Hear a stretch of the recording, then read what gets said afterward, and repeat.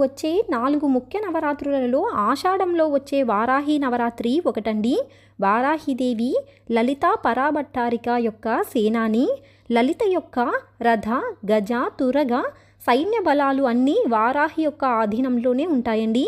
అందుకే ఆవిడను దండనాథ అని అంటారండి.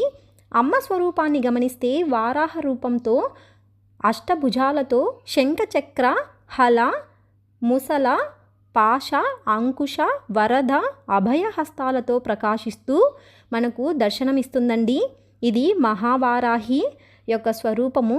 ఇంకా లఘువారాహి, స్వప్నవారాహి, ధూమ్రవారాహి, కిరాతవారాహిగా అమ్మ ఉపాసకుల పూజలు అందుకుంటుందండి.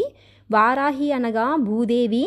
ధాన్యలక్ష్మి ఆవిడ తన చేతుల్లో నాగలి, రోకలి ధరించి ఉంటుందండి. వీటిలోని ఆంతర్యం ఏమిటంటే రోకలి ధాన్యం నుంచి పొట్టు వేరు చేయటానికి వాడుతారండి. అలాగే